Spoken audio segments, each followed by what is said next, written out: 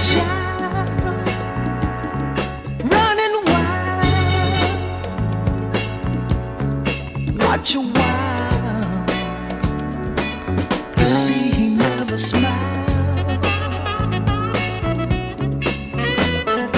Broken home, father gone, mama tired, so is all alone. Kinda sad, kinda mad, ghetto child, thinking he's been had. In the back of his mind he said, didn't have to be here, you didn't have to love for me, while I was just a nothing child. Why couldn't they just let me be, let me be, let me be, let me be?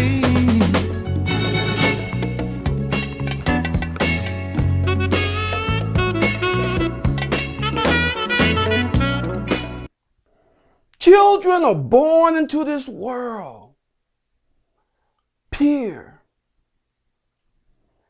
innocent, immaculate, uncorrupt, honest, pristine, and with a virgin mind and a virgin body. We adults are charged with the responsibility as parents, guardians, and caretakers of those children. But we transform a child's pure, innocent mind into a polluted, contaminated young adult. We teach our children fear.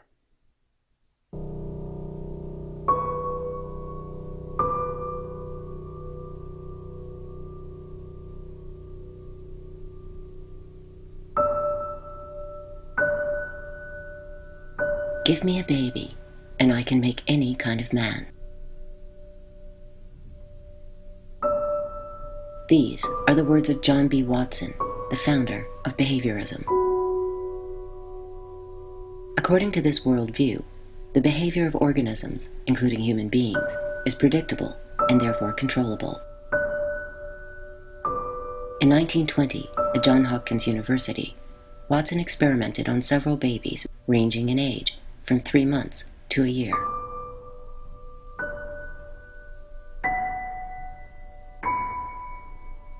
The experiments were remarkable in their simplicity. He would present a candle to infants to see if they were afraid of fire. He would introduce animals to their environment to see if the children were afraid of them naturally, or only after a traumatic experience. He would make a hissing noise and observe the results. Watson learned that newborn babies had no fear of the dark. He also learned, however, that such fear could be conditioned. And so it was with rabbits. This baby, known as Little Albert, initially found delight in touching a rabbit. Yet, as Watson began to clang a steel rod and claw a hammer behind the child's head whenever he touched the creature, the reaction became not one of delight, but terror. Soon, the mere sight of the rabbit would elicit fear, even when no noise was provided, a fear that also extended to objects and textures of a similar type. From his experiments, Watson reached a radical conclusion which would come to define political and social engineering in the 20th century. The driving force in society, he claimed, is not love, but fear.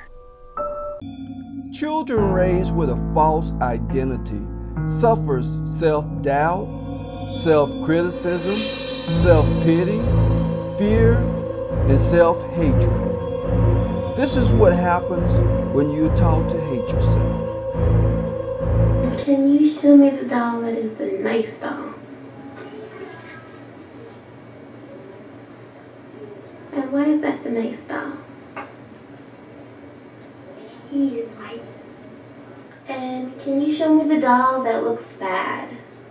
Okay. And can you and why does that look bad? Because it's black. And why do you think that's a nice doll? Because she's white. And can you give me the doll that looks like you?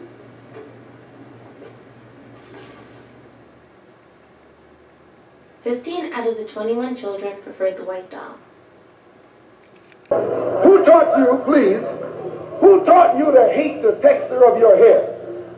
Who taught you to hate the color of your skin to such extent that you bleach to get like the white man? Who taught you to hate the shape of your nose and the shape of your lips? Who taught you to hate yourself from the top of your head to the soles of your feet? Who taught you to hate your own kind? Who taught you to hate the race that you belong to? So much so that you don't want to be around each other. No, before you come asking Mr. Muhammad, does he teach hate, you should ask yourself, who taught you to hate being what God gave you?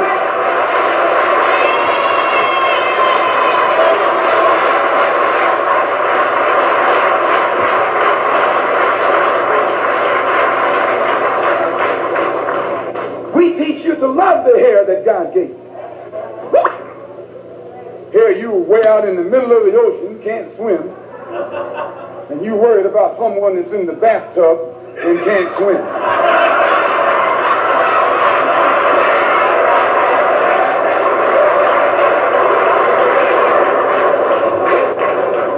We don't steal, we don't gamble, we don't lie, and we don't cheat. Why am I standing before you tonight? Because my parents taught me one of the most important scriptures ever written in the Old Testament, Jeremiah 29:11. I alone know the plans I have for you. Plans of prosperity and not disaster. Plans for a future that you have hoped for. For parents, God has given all of your children talents. And it is your job to stir up those gifts. To help your children find out where their talents are. You know what it's like working a job that you do not like?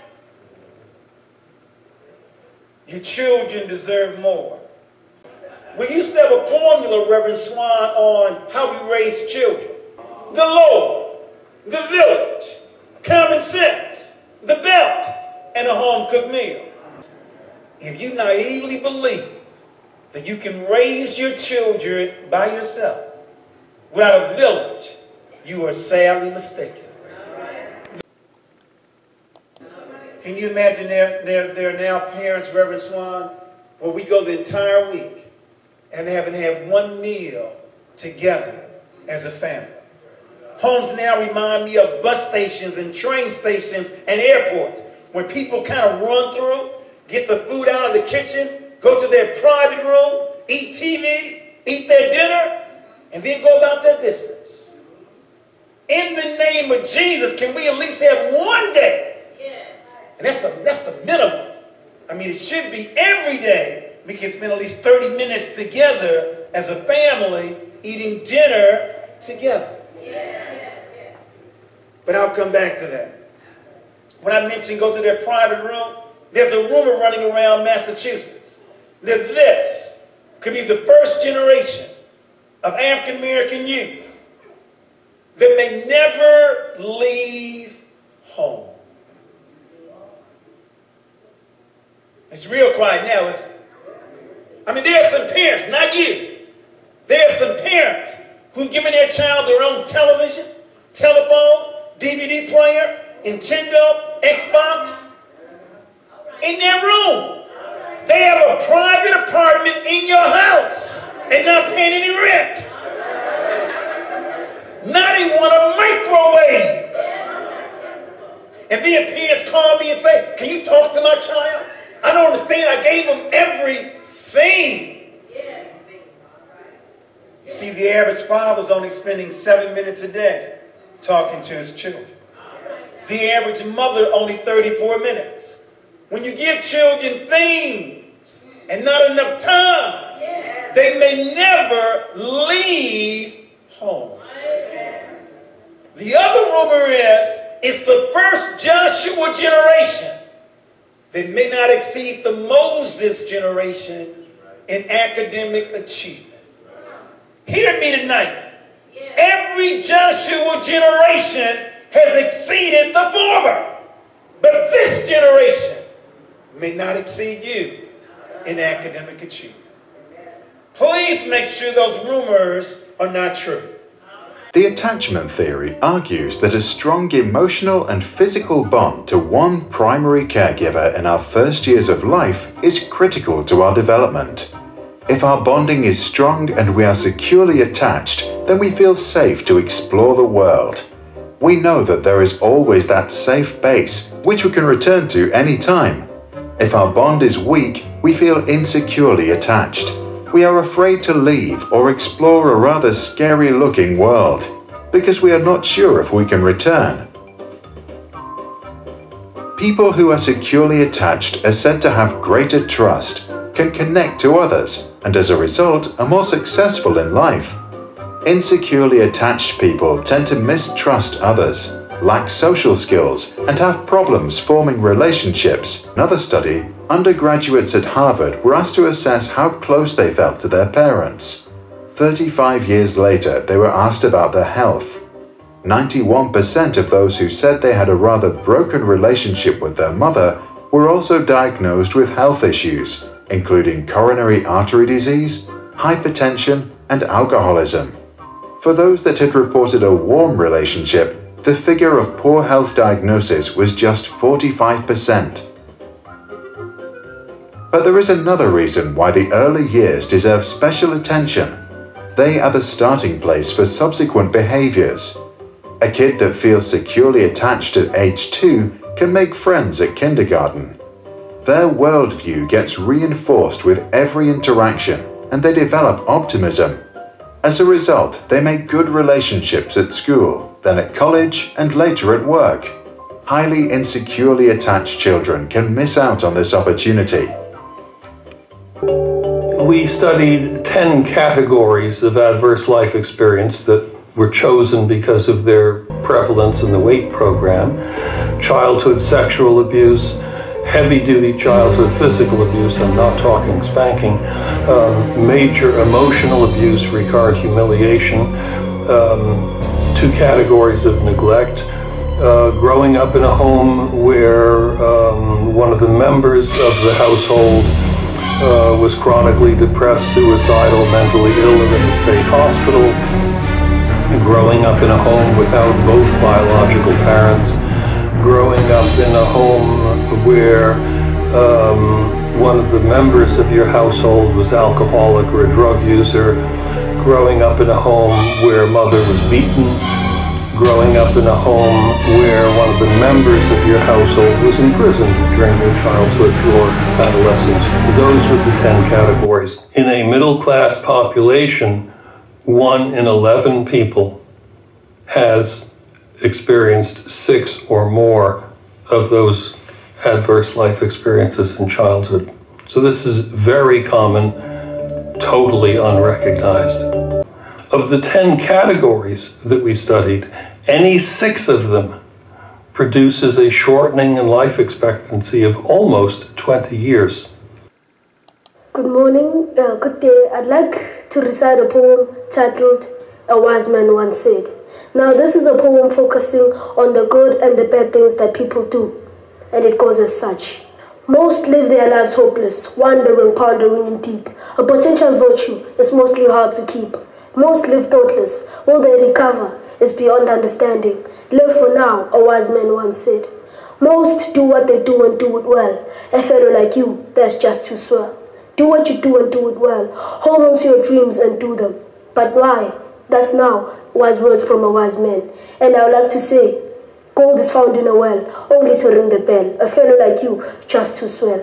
Conquer, overcome, and triumph. These are wise words from a wise man. And there's so goodness that wise man happens to be me. I thank you all. May peace, love, and grace manifest in your life. Hi, I'm Julius Smith, and welcome to High Vibrations.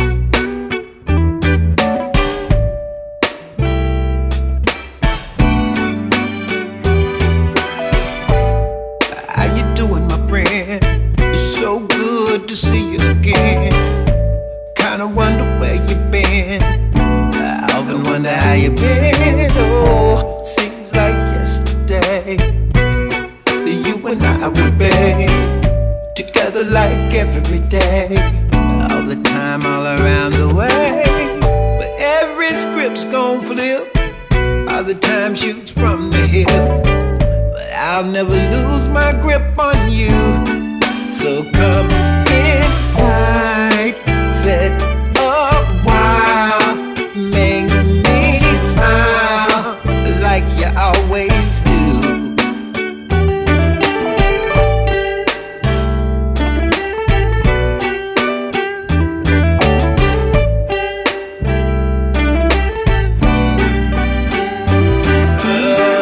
Oh, how you doing, my friend? It's so damn good to see you again. Tell me about the wife and kid. Tell me all the things you did. We got a lot of catching up. Here's some ice and a cup. I got a little special juice. Oh, it's so time to get inside. Set up while, make me smile like always do.